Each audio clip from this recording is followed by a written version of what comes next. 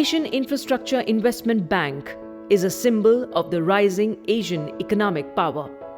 Led by China, with India as a founding member, the AIIB fills the infrastructure funding gap in the Asia-Pacific region. The bank opened just 2 years ago. It has a capital of $100 billion, which is about half that of the World Bank. India is the largest borrower of AIIB today. In the past 2 years, the bank has approved 5 projects worth more than $1 billion in India. They are 24/7 Power for All in Andhra Pradesh, Gujarat Rural Road Development Project, Transmission System Project by PGCIL, Bangalore Metro Project Phase 2, and Morgan Stanley Indian Infrastructure Fund.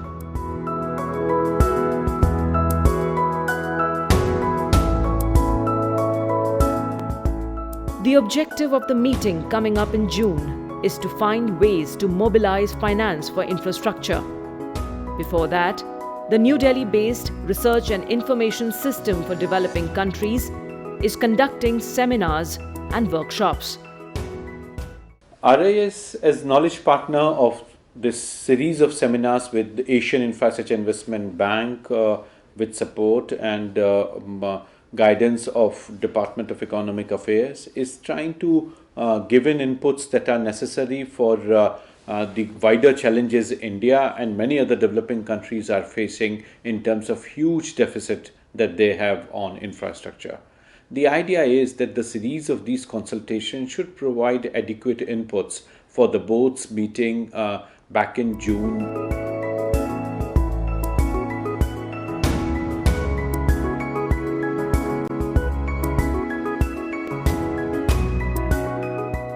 The February 27th curtain raiser event in Delhi saw the unveiling of the logo and theme of the 3rd AIIB annual meeting.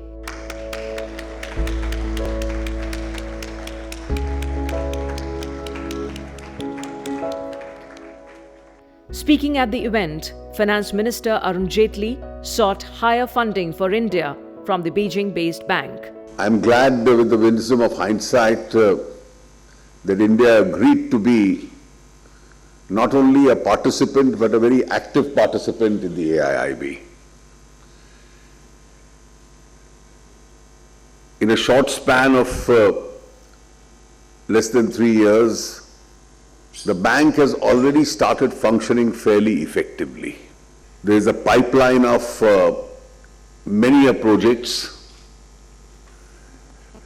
and India has been in the forefront of providing a pipeline of some of those active projects. Finance Minister Arun Jaitley said that the bank should contribute actively in infrastructure development of Asian region, which has suffered from lack of basic facilities.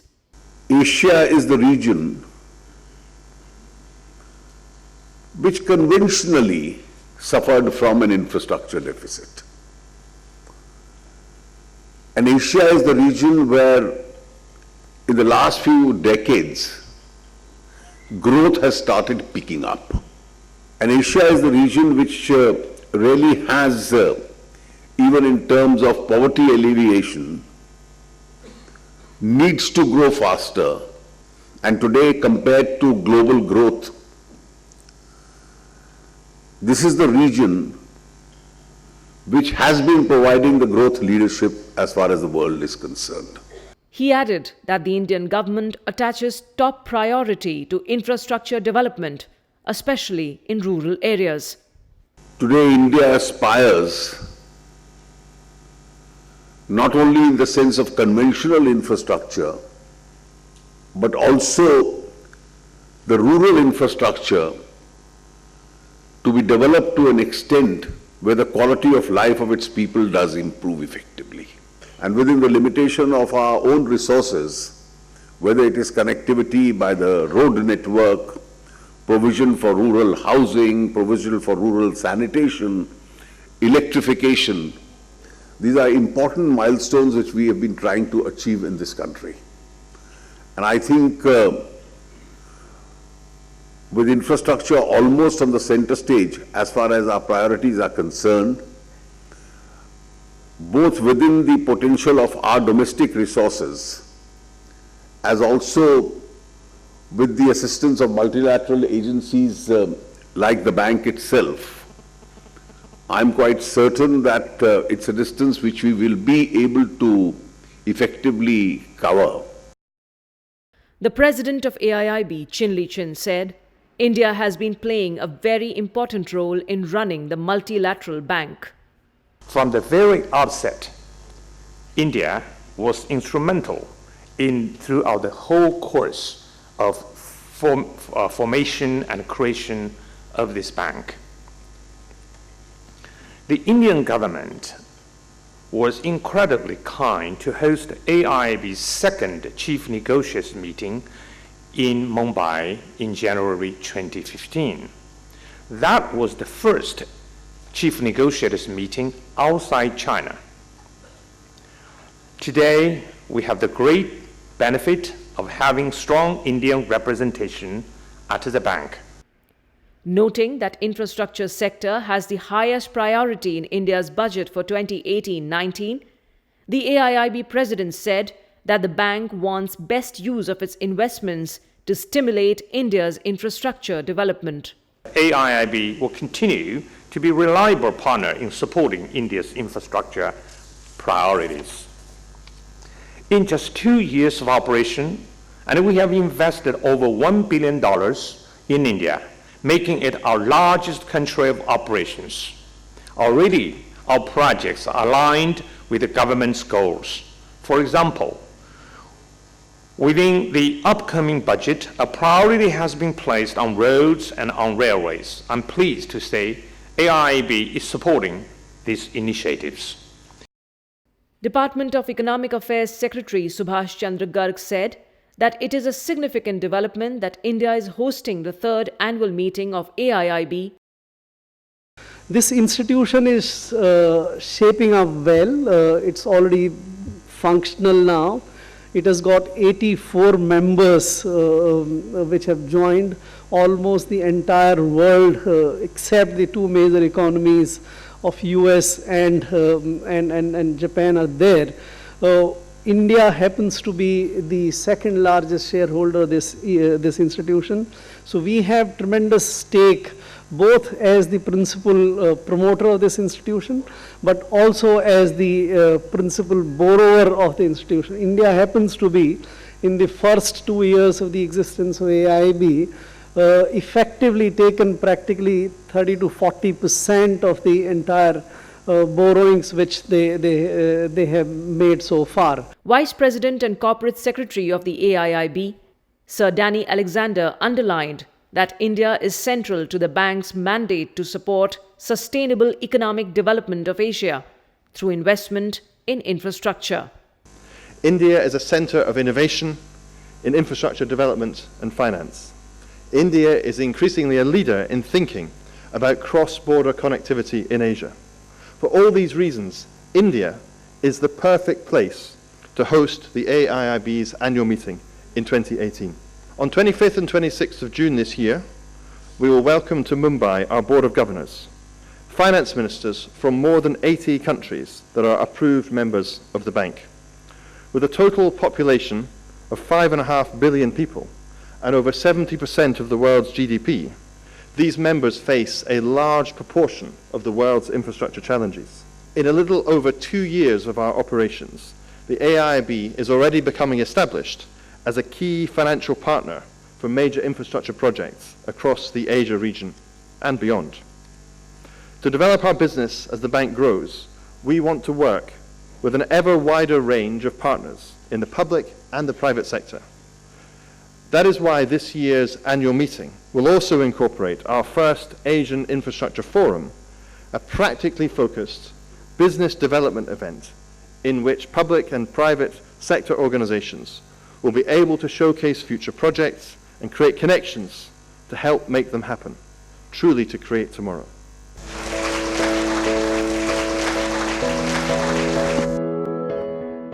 The event was followed by a session focusing on key theme of the conference and exploring new financial paradigms for sustainable infrastructure. The session was chaired by Urban Development Minister Hardeep Puri. India's requirement for funds for infrastructural development, let's say over the period of the next 20 years or so, is, according to various estimates, should be around US dollars 4.5 trillion or so. I personally don't think that's a very large amount for an economy which is presently a $2.5 trillion economy, and well before the time phase is over, we will be a $5 or $6 trillion economy. So to look at $4.5 trillion, it should be available. I am personally of the view that there is never a shortage of funds, either domestically or outside, provided one is in a position to come up with what I call bankable projects. Mr. Puri stressed the need of modern infrastructure in India. Between now and 2030, we will need to build something like 700 to 900 million square meters of space every year, residential and commercial, between now and 2030 every year. In other words, 70% of the India of 2030 has not even been built yet. So I mention that as an economic opportunity, and I underline that point when I see representatives of the multilateral financial institutions and all of you being present here. When we became an independent country, 17% of us in India lived in urban areas. But remember, that was 17% out of a population of only 300 million. By 2030, we will have 600 million people living in urban spaces. And that 600 million people will need all the modern infrastructure. Road Transport, Highways and Shipping Minister Nitin Gadkari spoke at length about the health of road sector. In our country, we have 52 lakh kilometers of roads, out of which only 2 kilometers was a national highway, and it countries 40% traffic on 2% road. And the result is 5 lakhs accidents and 1,50,000 deaths, highest in the world. So now we have taken a decision to increase national highway from 96,000 kilometers to 2 lakh kilometers. Because you already in our country automobile growth rate is 22%. The way in which the automobile industry's growth is there, it is to be essential for me to add every lane in 3 years in national highway. That cost me 80,000 crore for one lane adding in national highway. It is practically not possible. Today it is 28 kilometers per day, and next year at any cost we will complete our target of 40 kilometers per day. I am sure about it. So the road sector is a good story now. It is up to you to decide whether to invest in it or not. You are welcome. I will always cooperate you, but in due course of time, time is a capital. Stressing the need to fast-track decision-making process, full transparency and zero tolerance against corruption, the minister said, When my ministry awarded more than 8 lakh crores, not a single contractor need to come to my office. We are fully transparent and zero tolerance against corruption. Now this is a good story of the road sector. The minister also spoke about the newly launched Bharatmala and Sagarmala project. The Bharatmala is a big project which is launched by the Prime Minister in road sector. The project is of 60,000 kilometers. We have finalized first phase of 24,500 kilometers. Cost is 7,50,000 crores, and out of which this year more than 50% work we are going to start. So the Bharatmala is the flagship project for the road sector, and for the shipping port is the Sagarmala. The Sagarmala is also a big project. Sagarmala, we have 4 lakh crores. We are planning for modernization and mechanization of port road connectivity and port rail connectivity. And out of this 4 lakh crore, we have already started work of more than 2,60,000 crores. Urging bankers and investors to invest in infrastructure, Mr. Nitin Gadkari said, Today there is a huge potential available in different type of infrastructure, automobile sector, public transport, road sector, shipping, ports, inland waterways, and at the same time our urban ministry is also planning for urban transport. I feel that it is a good opportunity for investors and bankers. Distinguished Fellow with RIS, Dr. Amitabh Kundu, spoke about the enormous economic opportunities in Asia. I must say that the future of 21st century is in Asia. This is coming from the title page of two of the major studies done by Asian Development Bank, Asia 2030, Asia 2050. The share of Asia in the global GDP would be up from 21% to something like 46% within a period of 25 years. To sustain this growth rate, AIIB's projection is that we need $1.7 trillion investment per year, and public sector can take care of only 40%, and the remaining 60% has to come from the private sector. Former Director, G24 Secretariat on International Monetary Affairs and Development, Dr. Amar Bhattacharya, called for addressing issues around cost of capital and long-term institutional investors. Private investment and finance is the solution, but we need to address the issue of the cost of capital, and we also need to address how to bring in long-term institutional investors so that it's that pool of capital which is the big source of capital, but at the moment, very, very little of the 120 or 130 trillion of institutional capital in the world is actually deployed for infrastructure. AIIB Vice President and Chief Investment Officer, Dr. DJ Pandian, called for greater collaboration among multinational organizations and implementation of better innovative practices. AIIB is a small baby, just born 2 years ago. It's a very, very small in the field of MDBs. World Bank with 70 years, AIIB with 50 years, we are just 2 years old. But we are just trying to understand and learn from our other colleagues and how best we can work together so that to make some impact and changes in the infrastructure requirement of Asia, and particularly in India. Referring to the Chinese model, Dr. DJ Pandian underlined the importance of consistent investment in India. Consistent investment in infrastructure help them to bring out 600 millions of people out of poverty line. If they can do it, we can also do it. I think India is nowhere can lag behind. AIIB will work together along with our partners, World Bank and AIIB and other multilateral development banks, to bridge the gap which is required to bridge the gap of the infrastructure investment in India. Creating bankable institutions is the need of the hour, said India Director World Bank, Dr. Junaid Kamal Ahmed. It is my belief that the big paradigm shift that India has to make in terms of infrastructure finance is to move from finance and bankable projects to creating bankable institution. This will indeed trigger in the institutional investors into infrastructure, and it will complement the money that government is putting on the table, and I think it will allow all of the multilaterals here to play a fundamentally different role in creating the institutions that will power India's growth from low middle income to high middle income, which is the trajectory this nation is on. On behalf of Asian Development Bank, Kenichi Yokoyama, Country Director, India Resident Mission, expressed optimism about working with AIIB and exploring future opportunities of engagement. AIIB is glad to already working with the power grid project of $150 million already signed, and understand that already 70–80% of the procurement is completed. So we hope that the project can be a fast-moving project that we can work together.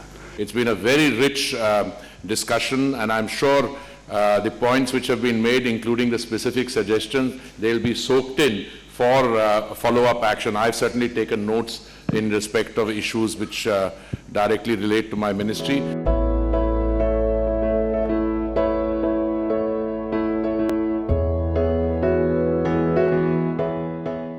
The first workshop on the theme Mass Rapid Transport System was held in Kolkata in March.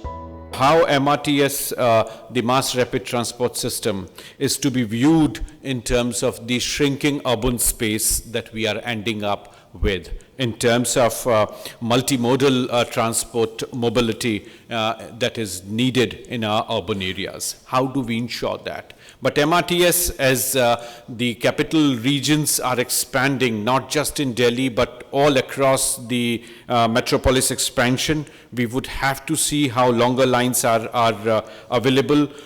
But there are challenges in terms of capital deficit that is there, in terms of management, the long gestation period, and of course, technological limitations. With MRTS, you can transfer more people per unit of energy as compared to personalized transport. Also, MRTS causes less pollution and less congestion, thus providing more efficient and less costly services, improving the competitiveness of cities and the country. And this is in tune with the mantra of the government, doing more with less. So MRTS is economically more efficient than comparable modes of transport. Efficient public transport system, and in particular the rail-based transport system, is the best solution as far as the sustainability, energy crisis and climate change is concerned. Delhi was the first serious realization when in 1998 the metro construction started. First section of 8 kilometers opened in 2002, and today we have a network of 231 kilometers. The BRT in Delhi, if it was constructed on elevated right of way, it would have been very successful. So this is a word of caution when I say our problem is slightly different, and we should not try only the bookish solution every time. You can have a transfer of technology, but unless you have a matching R&D facility, matching things to develop, to keep the technology updated, is the bigger challenge. There are risk that is to be taken, part of the people who roll out the project, there are part for the city government, part of the state government. Alienation of land has not been a very easy subject for this country, but then unless until we handle that, and therefore this conference, in my opinion, should deliberate how to make the financial viability of the MRTS project, because it's a hugely underfunded and it is imposing a very huge social cost on the Indian economy. The idea is to address Asia's infrastructure financing gaps in an environmentally and socially friendly way.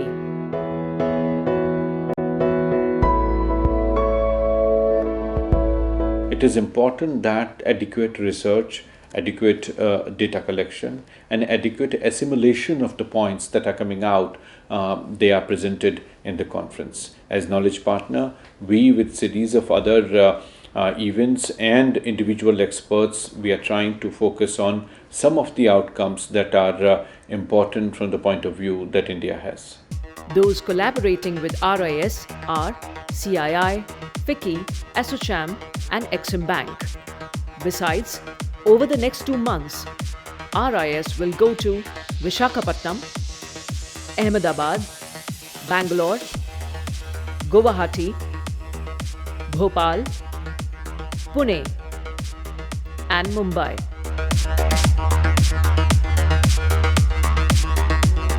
The final meeting will bring together leaders from organizations and governments to share ideas and experiences for creating a sustainable future through sound infrastructure investment.